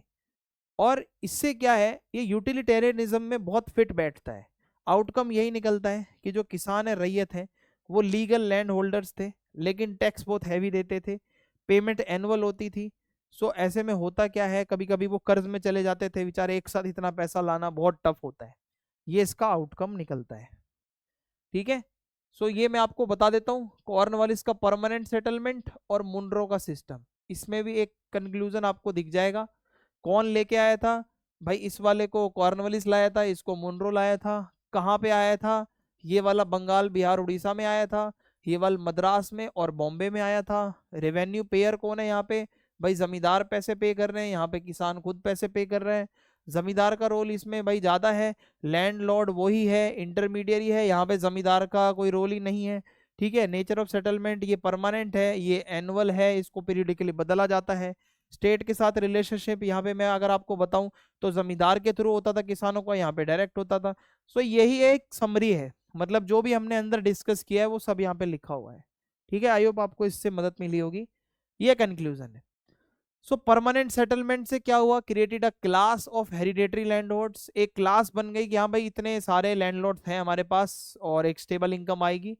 लेकिन रैयतवाड़ी सिस्टम से इंटरमीडियरीज वाला सिस्टम खत्म हो गया, और इससे हमें ये देखने को मिलता है अर्ली फेज और लेटर फेज में कितना बदलाव था, कि पहले ब्रिटिशर्स हमारे जमींदार पे रिलाई करते थे, बाद में उन्होंने सब अपने हाथ में ले लिया। यही इसमें बताया जा रहा था। आई होप आपको यहां तक एकदम अच्छे से क्लियर हो गया होगा। अब हमारा नेक्स्ट क्वेश्चन है, what is meant by deindustrialisation, इसके कारण क्या है, इसके कॉन्सिक्वेंसेस क्या है। डी इंडस्ट्रियलाइजेशन क्या होता है, ये मैं अब आपको समझाने जा रहा हूं। तो देखो भाई, डी इंडस्ट्रियलाइजेशन का मतलब होता है आपके किसी भी देश में, मान लो इंडिया की बात करें हम, तो आपके यहाँ पे जो ट्रेडिशनल पुरानी फैक्ट्री वगैरह होती है, इंडस्ट्रीज, हैंडीक्राफ्ट की इंडस्ट्री है, आर्टिसंस जो भी काम करते हैं कपड़े वगैरह का, ये सारी चीजों का एक तरफ से डिक्लाइन हो जाना, पूरी तरीके से इनका डिक्लाइन हो जाना। और होता क्या है, इसके दो तीन रीजन है, पॉलिटिकल रीजन है, इकोनॉमिक रीजन है, और इसके साथ ही साथ कॉलोनियल जो लोग यहाँ पे, हमारे यहाँ पे जो ब्रिटिशर्स थे, वो भी एक रीजन है। हुआ क्या, हमारे यहाँ पे जो मैन्युफैक्चरिंग का काम चलता था, हमारे यहाँ पे मैन्युफैक्चरिंग कम हो गई, रिड्यूस हो गई। हमारे यहाँ पे जो कारीगर लोग होते थे, जो क्राफ्टमैन होते थे, उनका डिक्लाइन हो गया। जो इंडिया सामान एक्सपोर्ट करता था उसमें डिक्लाइन आ गया। Shift of labour from industry to agriculture और वेज लेबर, हमारे यहाँ पे जो लोग लेबर का काम करते थे फैक्ट्रियों में, वो फैक्ट्रियां अंग्रेजों ने बंद करवा दी और उनको खेतों में भेज दिया। तो ये बहुत ही बुरा हुआ हमारे साथ। 18 से 19 सेंचुरी में इंडिया के अंदर डी इंडस्ट्रियलाइजेशन क्या था कि भाई ब्रिटिशर्स हमारे यहाँ पे हमें ही वीक बनाना चाहते थे, और वो चाहते थे बस वही पावरफुल रहे, सारी इंडस्ट्रीज बस उन्हीं की चले। सो सबसे पहले तो मैं आपको बताऊंगा कि आखिर ये डी इंडस्ट्रियलाइजेशन अगर हुआ तो इसका कारण क्या था, ये डी इंडस्ट्रियलाइजेशन हुआ क्यों। सो सबसे पहले यहाँ पे क्या होता है, 18 सेंचुरी में हमें कुछ चीजें देखने को मिलती हैं। लगातार वॉर होती थी, लगातार मराठा अफगान रोहिलाज ये आपस में लड़ते रहते थे, ठीक है। और मुगलों का एडमिनिस्ट्रेशन का पूरा ब्रेकडाउन हो गया था, और लगातार बड़े बड़े शहर पूरे डिस्ट्रॉय हो रहे थे, दिल्ली जैसे। सो इससे क्या होता है, जो ये कारीगरों की जो सेंटर होते हैं वो पूरे एकदम खराब हो जाएंगे ना, बार बार लड़ाइयाँ होंगी, सप्लाई का नेटवर्क पूरा खराब हो जाएगा, जो रीजनल मार्केट्स हैं वो भी खराब हो जाएंगी। So industries depend on stable patronage, यहाँ पे कुछ ऐसी फैक्ट्रियां होती हैं जिनको लगातार पेट्रोनेज सपोर्ट की जरूरत होती है। अगर बार बार ये डिसरप्ट होता रहेगा तो ये इंडस्ट्रीज जो है ना वो काम नहीं कर पाएंगे अच्छे से। Decline of older commercial centres, होता क्या था, कुछ इंपॉर्टेंट पोर्ट हैं लाइक सूरत, मसूलीपट्टनम और ढाका, ये डिक्लाइन हो जाता है इनका, और नए कॉलोनियल पोर्ट बनते हैं कैलकाटा, बॉम्बे और मद्रास में। अब होता क्या है, जो ट्रेडिशनल पुराने ट्रेडिंग रूट्स होते थे, जहां पर पहले इंडियन इंडस्ट्रीज का सारा सामान आता जाता था, वो पूरा एकदम टूट गया system.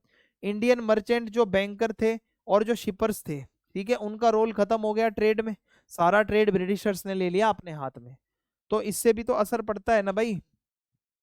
Rise of British economic domination, so जैसे ही कंपनी के पास दीवानी के राइट आए, ठीक है, बंगाल के अंदर रेवेन्यू लेने का राइट आया, इंडिया के अंदर जो सिल्वर आता था वो आना बंद हो गया।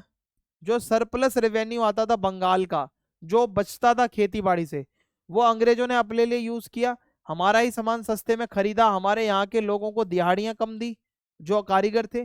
ब्रिटिश ट्रेडर्स जो होते थे उन्होंने पॉलिटिकल पावर का यूज किया और सस्ते में बहुत सारा काम करवाया। हमारे यहाँ की इंडस्ट्रीज का सारा प्रॉफिट अंग्रेजों ने खत्म करवा दिया, ठीक है। उनके पास पॉलिटिकल पावर थी, इकोनॉमिक पावर थी। फिर है forced cultivation of cash crops, होता क्या है, लगातार इन्होंने फोर्स करके कैश क्रॉप्स उगवाई। किसानों को बोला गया देखो भाई इंडिगो को उगाओ, ओपीएम को उगाओ, फूड का जो प्रोडक्शन है उसको कम करो, कैश क्रॉप ज्यादा उगाओ। जो गांव के अंदर लेबर सप्लाई थी टू हैंडीक्राफ्ट सेंटर्स डिमिनिस्ड, यानी कि जो लोग कारीगरी का काम करते थे वो सारे अब खेती बाड़ी में लगे हुए हैं। Labour and land were diverted away from craft production, जो क्राफ्ट्स का काम चलता था, हैंडीक्राफ्ट हो गया या टेक्सटाइल का काम हो गया, वीविंग का काम हो गया, वो सब खत्म, ठीक है। Competition from machine made British goods, अब होता क्या था कि ब्रिटिश इंडस्ट्रियल गुड्स, जो ब्रिटिशर्स का सामान था, जैसे कॉटन के कपड़े हैं, वो बहुत सस्ते थे क्योंकि वो रेडीमेड थे, वो बाहर से आते थे, वो सस्ते थे। और colonial policies favoured import of Manchester textiles, अंग्रेज चाहते थे कि हमारे वहां के मैनचेस्टर सिटी से सारा सामान इंडिया के लोग खरीद के पहने। सो होता क्या था, यहाँ के जो लोग बुनकर थे वो फैक्ट्री मेड सामान से कंपटीशन नहीं कर पा रहे थे, इनके पास इतनी टेक्नोलॉजी नहीं थी, ना ये लोग इतने एडवांस थे कि उनको कंपटीशन दे पाए। सो ऐसे में हमारे यहाँ का जो घरेलू कपड़े का जो उद्योग है वो उसका भी कहीं ना कहीं डिक्लाइन हो गया, क्योंकि हम कंपटीशन तो दे नहीं पा रहे थे ना भाई उनको। इसके अलावा और क्या होता है, लॉस ऑफ स्टेट पैट्रोनेज, जो मुगल्स का रूल था भाई वो भी डिसइंटीग्रेट हो गया था। कल्चरल और एडमिनिस्ट्रेटिव सेंटर्स में भी बहुत बड़ा डिक्लाइन देखने को मिलता है। रीजनल पावर में भी चेंजेस आ रहे थे। पहले क्या होता था, जो मुगल्स के, नवाब के, मराठा के, राजपूत के जो कोर्ट होते थे वो कारीगर लोगों को सपोर्ट करते थे, ठीक है। लेकिन जैसे पॉलिटिकल इनस्टेबिलिटी आई तो ब्रिटिशर्स ने टेक ओवर कर लिया। वो बिल्कुल भी सपोर्ट नहीं करते थे। उनका क्या मतलब भाई, कारीगर वगैरह लोगों को सपोर्ट करेंगे, वो बिल्कुल सपोर्ट नहीं करते थे, ठीक है। अब ये डी इंडस्ट्रियलाइजेशन हो तो गया, पर डी इंडस्ट्रियलाइजेशन के कॉन्सिक्वेंसेस क्या हुए, इसके परिणाम क्या निकले, ये भी तो समझना है। सबसे पहले तो क्या हुआ, हैंडलूम और आर्टिसनल सेक्टर का पूरा कोलैप्स हो गया। कुछ कारीगर होते हैं, जैसे वीवर हैं, बुनकर हो गए, मेटल वर्कर्स हैं, कारपेंटर्स हैं, आइवरी का काम करने वाले लोग हैं, ज्वेलरी का काम करने वाले लोग हैं, इनका तो पूरा रोजगार चला गया। बहुत लोग सिर्फ एक लेबरर बन के रह गए खेती बाड़ी के, कोई कूली बन के रह गया, बाद में कोई फैक्ट्री का वर्कर जो है बन के रह गया। So rich urban artisanal culture जो था वो वीक हो गया। जो पहले हमारा आर्टिसंस का काम था, कारीगरी का काम था, वो पूरा हमारा वीक पड़ गया। गरीबी बढ़ गई। अर्बन लेबरर्स जो थे बंगाल के, मद्रास के, उनको तो भाई बहुत ज़्यादा सफ़र करना पड़ा। अकाल आया था, ये मैंने आपको पीछे बताया। तो इससे भी क्या हुआ कि were link to declining economic resilience, कहीं ना कहीं इसको आप लिंक कर सकते हो। Deindustrialisation pushed millions into destitution and famine vulnerability. यानी कि ये जो डी इंडस्ट्रियलाइजेशन हुआ, इससे इतना ज़्यादा नुकसान हुआ कि बहुत ज़्यादा इकोनॉमिकली एक धक्का लगना जिसे कहते हैं ना, वो हुआ। रूरलाइजेशन ऑफ इंडिया, बहुत सारे कारीगरों ने क्या करा, अपने शहरों को छोड़ा, left towns for villages. Agriculture absorbed surplus labour and land pressure increased worsening pheasant life. Agriculture से फायदा हो नहीं रहा, ठीक है। आर्टिसंस लोग छोड़ छोड़ कर जा रहे हैं अपना। इसके अलावा लैंड का प्रेशर बढ़ रहा है बहुत ज़्यादा, इससे किसानों की लाइफ और ख़राब हो रही है। सो इंडिया जो कि एक मैन्युफैक्चरिंग एक्सपोर्टिंग इकॉनमी थी, अब वो एक raw material producing agrarian economy बन गई। पहले हम सोने की चिड़िया थे, हमारा सामान बिकता था, बाहर बाहर तक जाता था। पर अंग्रेजों ने डी इंडस्ट्रियलाइजेशन करके हमें बिल्कुल हमारे हाथ काट दिए। हुआ क्या, कुछ ट्रेडिशनल सेंटर्स थे, सूरत, ढाका, मसूलीपट्टनम, इनका डिक्लाइन हो गया, ठीक है।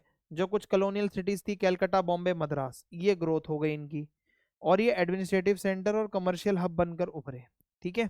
यहाँ पे बहुत ट्रेड होता था तकड़ा।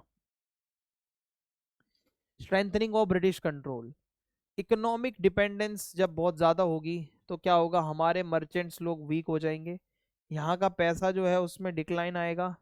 इकोनॉमिक सोवर्निटी जो होती है इंडिया की, हम अपनी इकोनॉमी खुद संभालते थे, वो चली गई भाई, सिस्टम एक तरीके से पूरा। और ब्रिटिशर्स की मोनोपोली बढ़ गई। इससे पॉलिटिकल कॉन्क्वेस्ट और इजी हो गया। जब कोई देश इकोनॉमिकली वीक पड़ जाता है तो उसको दबाना और आसान है। Transformation of India indo colonial economy, so 19th century में इंडिया क्या है, सिर्फ एक सप्लायर बन के रह गया रॉ मटेरियल का, कॉटन, इंडिगो और ओपीएम का। पहले एक ये मैन्युफैक्चर होता था। अब market for British manufactured goods, India अब एक मार्केट बन गई। इंग्लैंड से जितना सामान आएगा वो सारा इंडिया में अब बिक सकता है। फाइनेंशियली एक ड्रेन्ड इकोनॉमी, क्योंकि भाई अंग्रेजों ने सब कुछ हमारा खींच के बाहर ले गए, तो सारी हमारी जितनी भी इकोनॉमी थी वो ड्रेन हो गई। मैं आपको बता रहा हूँ, इससे बहुत तगड़ा नुकसान पड़ा हमारे ऊपर। What is commercialisation of agriculture, how did it impact the Indian peasantry. Commercialisation of agriculture क्या है, हमारे किसानों पे इसका क्या प्रभाव पड़ा। तो देखो, कमर्शलाइजेशन ऑफ एग्रीकल्चर का मतलब होता है कि आप जो है खेती बाड़ी में एक ये कर रहे हो कि फ्रॉम प्रोड्यूसिंग फूड, आप खाना वगैरह, अनाज वगैरह छोड़कर, अपने लोकल कंजप्शन को छोड़कर आप कैश क्रॉप्स पे ज़्यादा जा रहे हो, मार्केट सेल की तरफ, ठीक है। सो जब ब्रिटिशर्स का रूल था, जब ईस्ट इंडिया कंपनी ने जैसे ही राइट लिए 1765 में, ठीक है, जो दीवानी आई, सो इंडियन एग्रीकल्चर जो था वो पूरा बदल गया। हमारे यहाँ के किसानों को बहुत ही ज़्यादा फोर्स किया गया कि भाई आप सिर्फ जो हम बोलेंगे वही करो। आप कुछ अनाज वगैरह ज़्यादा मत उगाओ, आप उगाओ इंडिगो, आप उगाओ ओपियम, आप उगाओ कॉटन, टी और जूट। ये सारी की सारी कैश क्रॉप्स होती हैं, इनसे ज़्यादा से ज़्यादा पैसा मिलेगा, और वो पैसा मिलेगा अंग्रेजों को। ये इन्होंने बोला क्लियर कि आप ये चीज़ें उगाओ। So these were not for Indian use, ये इंडियंस तो यूज नहीं करेंगे, ये सिर्फ और सिर्फ ये सारा सामान यूरोप, चाइना, इधर उधर जाएगा, सारा ये एक्सपोर्ट होगा। फायदा सारा किसका होगा, ईस्ट इंडिया कंपनी का। अब हुआ क्या, इससे हमारे किसानों पे क्या फर्क पड़ेगा? सबसे पहले तो टैक्स, और दूसरी चीज है उनका डेब्ट, जो उनका कर्ज है वो बहुत ज्यादा बढ़ गया। कैसे?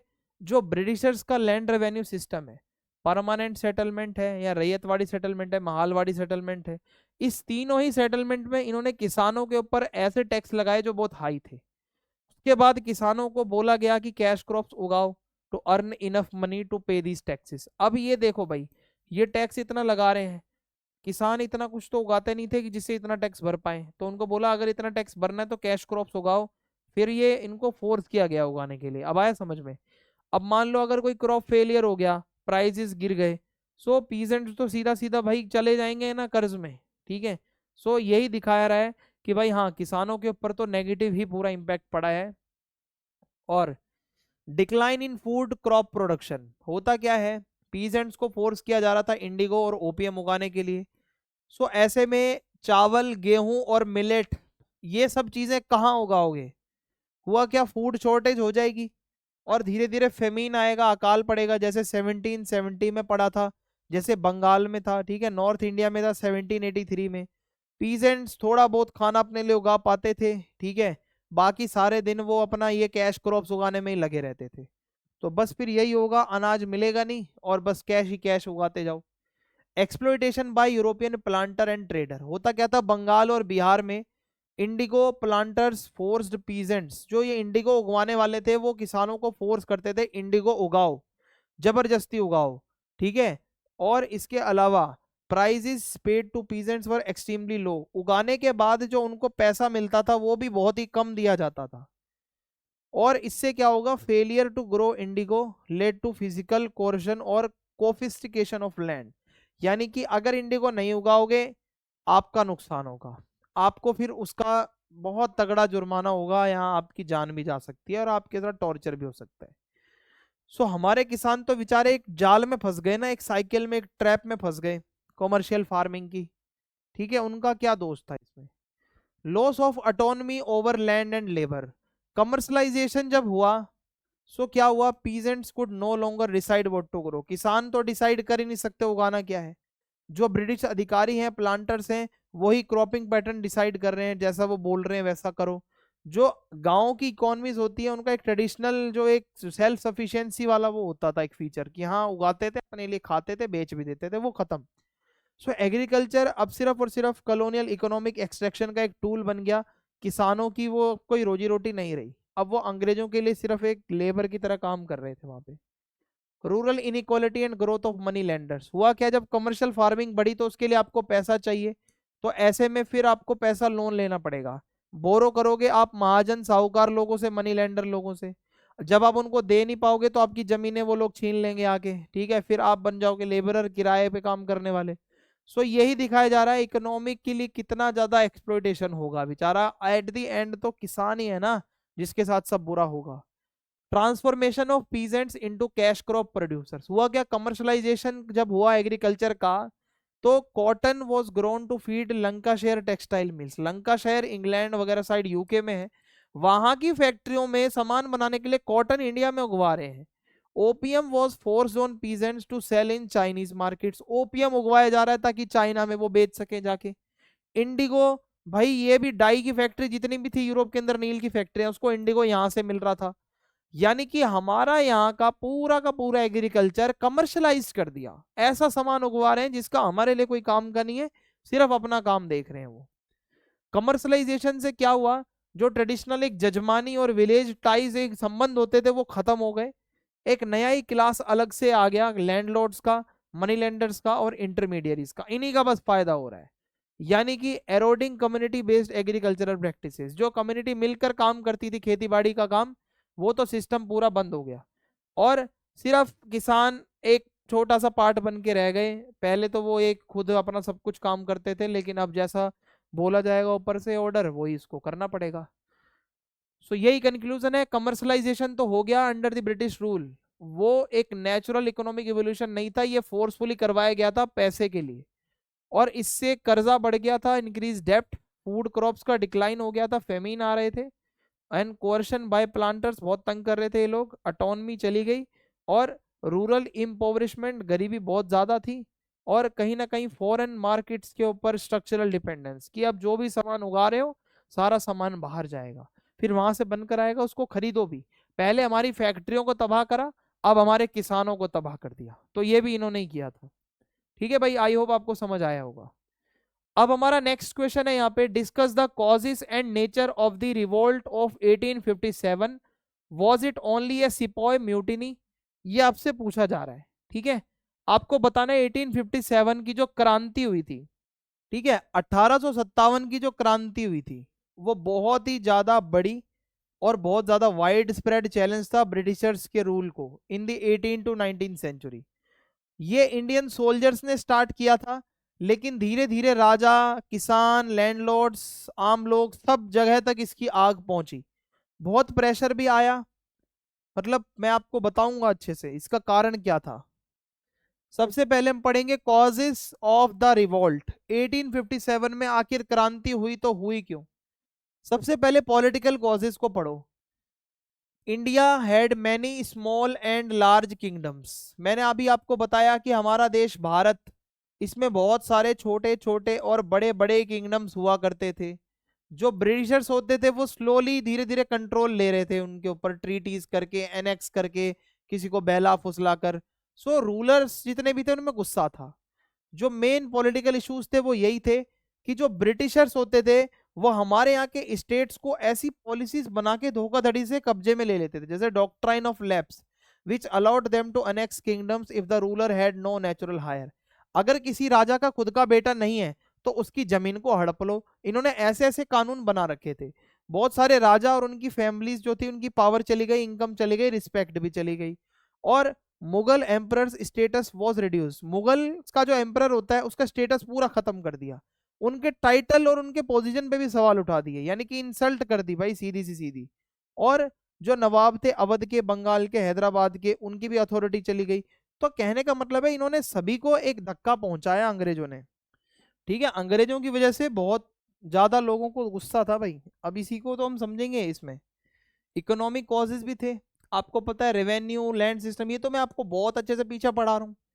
D industrialisation, commercialisation of agriculture, सारा का सारा आप पीछे पढ़ के आ रहे हो, ये इकोनॉमिक कॉजेज में आप लिख सकते हो। सोशल एंड कल्चरल कॉज समझ लो।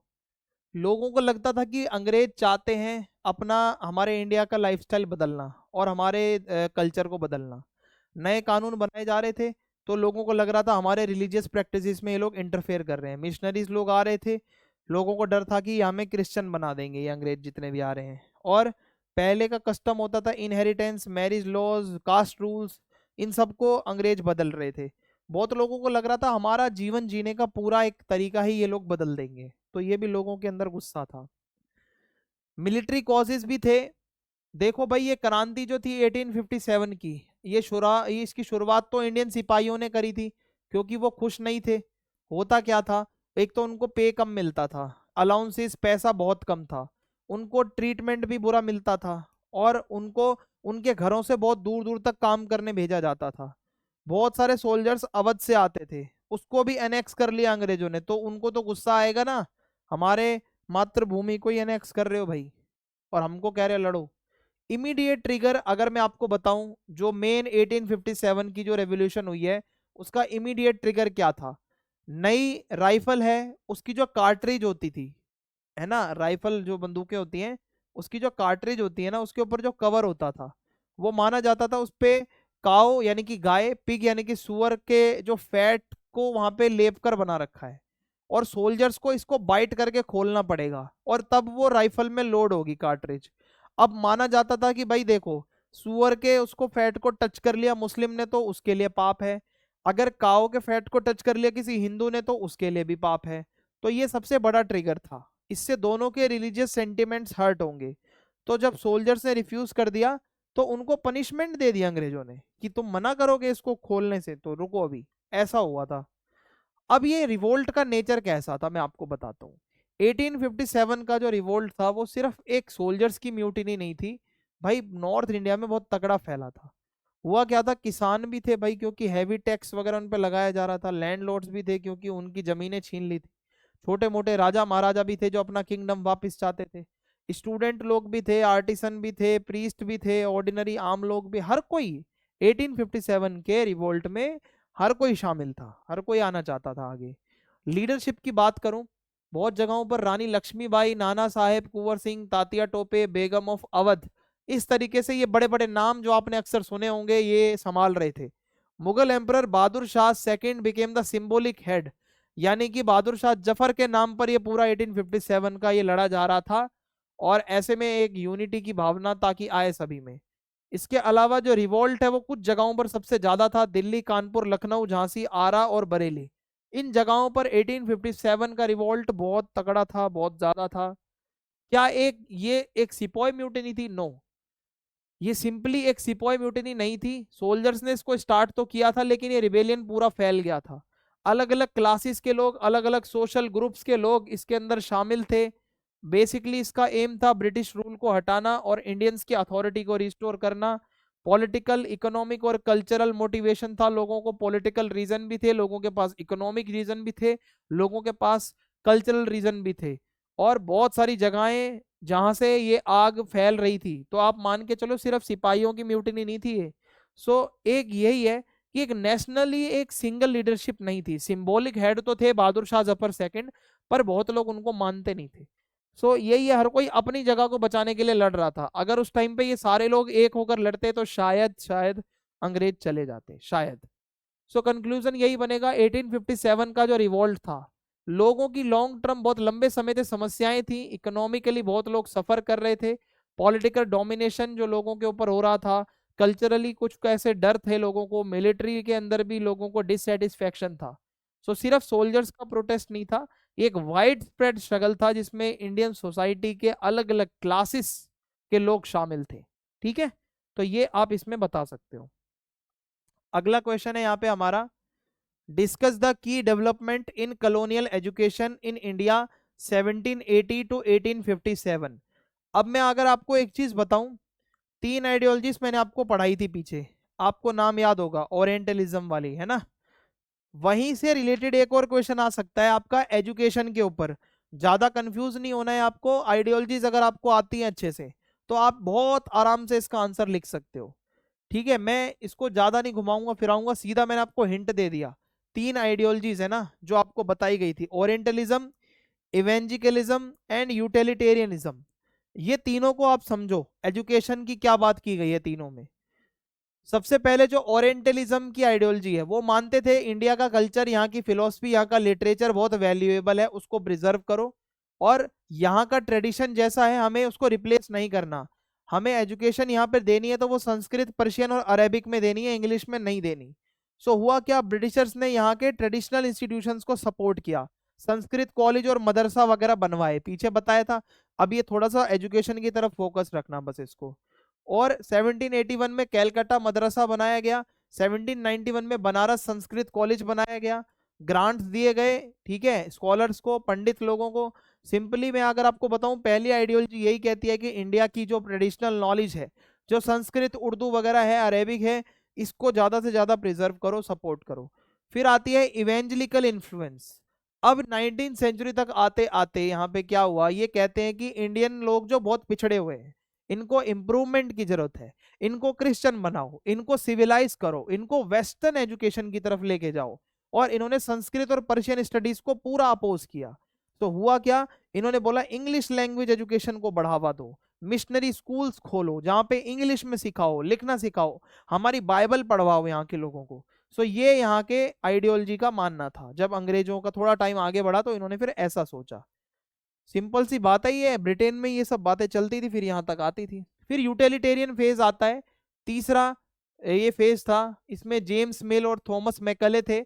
और ये जो यूटिलिटेरियन लोग होते थे, ये कहते थे इंडिया को मॉडर्नाइज करना पड़ेगा ताकि थोड़ा यहाँ के लोग सिविलाइज्ड हो जाएं। वो मानते थे कि हम सिविलाइज नहीं है, वेस्टर्न जो नॉलेज है साइंस, मैथमेटिक्स और लॉ की, वो कहते हैं कि ये ज्यादा ऊपर है यहाँ के वेदों की शिक्षा से। सिंपल सी भाषा में बताऊं, इंग्लिश मीडियम एजुकेशन को बनाया गया ज्यादा से ज्यादा इंपॉर्टेंट, क्लासरूम सारे इंग्लिश मीडियम बनाए गए ताकि ज्यादा से ज्यादा लोग वेस्टर्न एजुकेशन सीखें।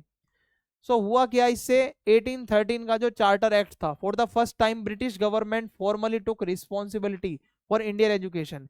इन्होंने खुद ये जिम्मा उठाया, इन्होंने क्या करा, एजुकेशन पे पैसा लगाया, मिशनरीज लोगों को भेजा लीगली कि जाओ अपना जो है एजेंडा लोगों तक पहुंचाओ और उनको क्रिश्चियन बनवाओ। मैकेलेज मिनट ऑन एजुकेशन 1835 में मैकेले कहते हैं कि government should stop supporting traditional Sanskrit and Persian institutions. Macaulay एक अधिकारी कह रहा है हमारी सरकार बिल्कुल भी संस्कृत के कॉलेज को 1 रुपया भी फंड ना करे, ना ही पर्शियन के, और इंग्लिश को ही इंस्ट्रक्शन का मेन मीडियम बनाया जाए। और इंडिया को क्या है, ऐसा बनाओ कि वो ब्लड से इंडियन हो लेकिन टेस्ट से इंग्लिशमैन लगे, यानी कि खून से तो आप भारतीय लगो लेकिन देखने में लगना चाहिए कि आप अंग्रेज हो। तो ऐसी इनकी आइडियोलॉजी थी।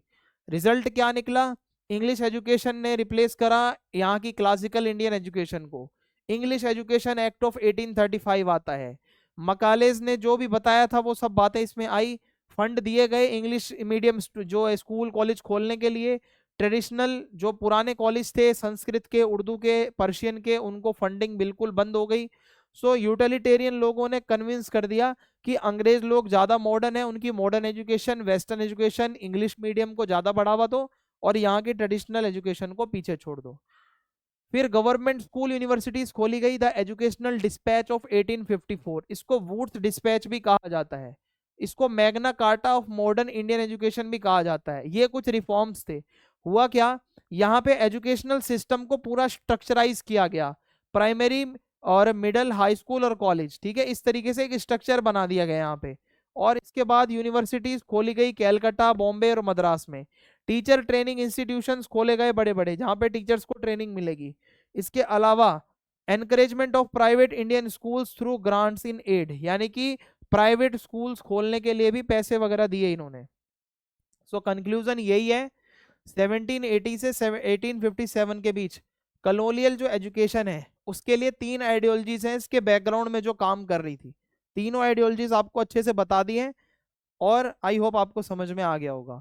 वीडियो पसंद आई है तो चैनल को लाइक करना, वीडियो को शेयर करना, चैनल को सब्सक्राइब करना, कमेंट बॉक्स में आप जरूर लिखें आपका फीडबैक।